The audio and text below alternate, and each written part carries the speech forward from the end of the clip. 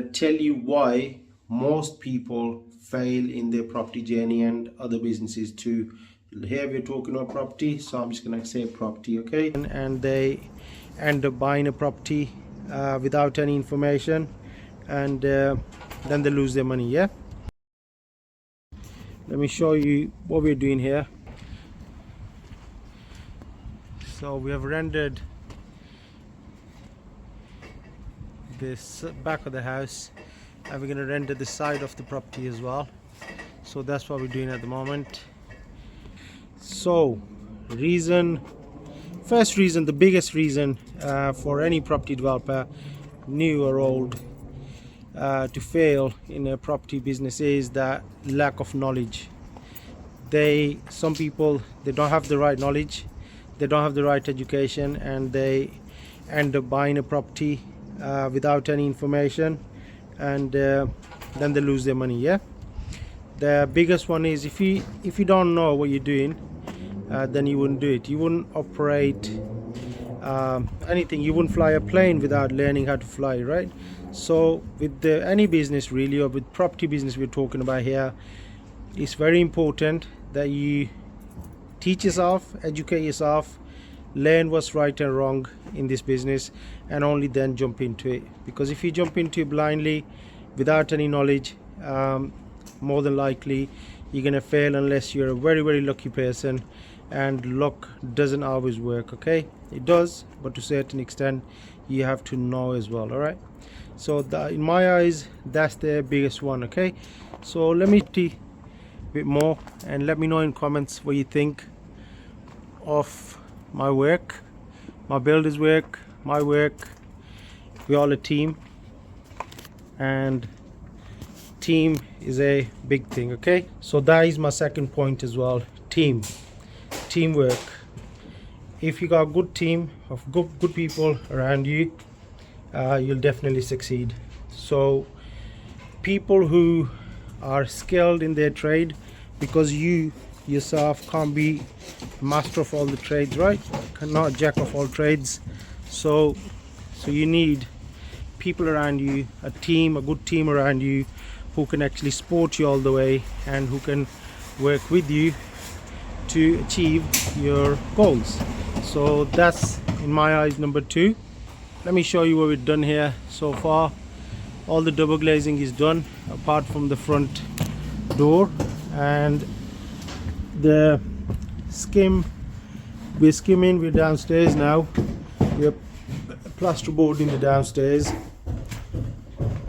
My skim is working in the front bedroom. They've done the ceiling, they're doing the wall now, then obviously the bathroom partitions.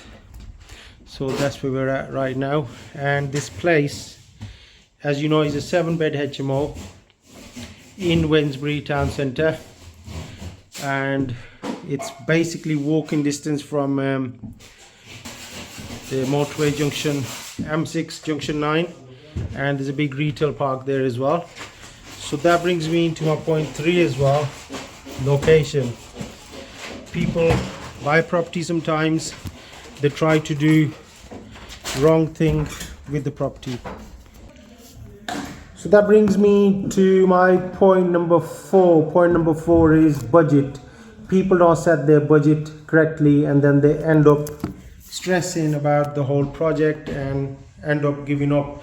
For example, in West Midlands here, we got people coming up from special auctions, coming from south with more money in their pocket, not realizing what the value is in the area of any property ceiling prices. They end up paying more, like they'll buy a £200,000 rundown property, think I can do it up, I can either sell it for more, or I can get a good rental yield out of it. But what they don't realize, that they've already bought the property for ceiling price in the area, done up. That would be the price of a done up house, what they paid for a rundown property in the area, and then they spend another £100,000 on it, and next thing you know, they've spent too much on the property, so the rental yield is not there. They can't sell the property for what they bought it for and what they've spent on it. So that's it, they're deflated. Then they think, oh, you know, it's not right. Property business is not for them. So as long as you set your budget correctly, as long as you know what the ceiling price is in the area, that's the only way you're gonna succeed. So it comes to knowledge and having the right team. Like for this project, we're making a 7-bed HMO, all en suite.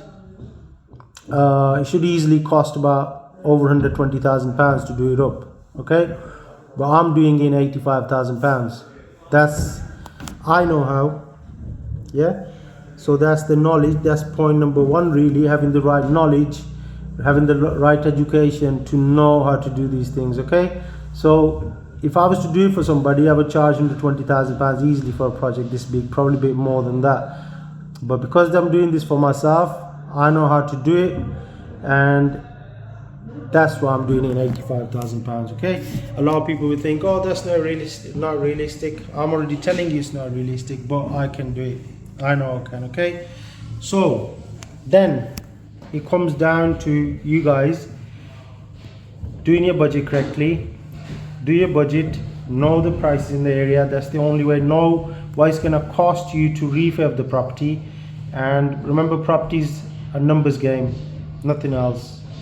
So if you do your numbers properly, the budget is right, you can't go wrong. All right, so what about point number 5? Let's see what the next point I can think, because there's no script here. I'm just thinking, and I'm making this video. I'm showing you the house, and I'm making this video. Let's go into the loft, and I'll tell you a couple other pointers, although there's lots more, but I'll think of one by the time I'm going up these stairs. What we're doing here, so we're painting here now. So painting, decorating started in the loft, in the bedrooms.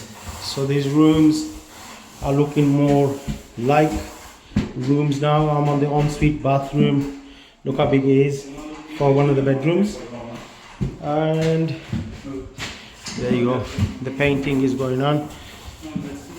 Let's go to the back room, see what's going on here. So anyway, next point. Where is this light? That better angle? Oh, let's go by the window. So anyway, so next point for me would be location. Have I said my location before? No, yes. Okay, let's say due diligence. All right, due diligence is very important when buying as well. I think I've done location bit, so due diligence is very important as well. When you're buying a property, again, it's linked to budget. All these points are interlinked. If you think about it, when all these come together, that's when you have a successful property business. That's when you know you're investing properly. So if you don't know how to do your due diligence, if you don't know how to find the right property in the right area at the right price and for the right purpose what you buy the property for, then it's gonna be a struggle. Okay, so you're not going to be able to pull that project off successfully or as successfully as you wanted. So learn how to do your due diligence, learn what websites you can use, learn what resources there are available for everybody online, where you can actually go and check the prices in the area, where you can go and check the demographics, what kind of people are wanting to move to this area, who's moving into the area, who's moving out of the area. Okay, that's very important. So due diligence is another one. Okay, I think I'm on point number 7 or 8. There is no script, guys. Like I said, I'm just telling you as I'm going along. So next one, I think number 7 this is, or 6, you just tell me in comments. I would say it's the biggest one. I would say is having the right attitude to succeed. All right, and being rightly motivated, being right there in your head, knowing what you're doing, is the biggest one. If you haven't got the right attitude to succeed, then any business is going to be a failure. Okay, so I would suggest and I beg, if you are going to start something big as a project like this, or even smaller, first of all I would say start small anyway, but if you are starting anything, in life, make sure you educate yourself and make sure you got the drive to carry on, because times do get tough in any business. And if you want to succeed, if you're adamant that you're going to succeed, nobody can stop you. Okay, so I hope these pointers have helped you. And more of my HMO, a little bit what we're doing, we've started the painting on the top deck now, and we're gonna work our way down. So once the painting's done, the bathrooms are going to be fitted in, and then it's going to look more and more like a house, a HMO, ready to rent out. Okay, until next time guys, I'll come back with another video soon. Take care.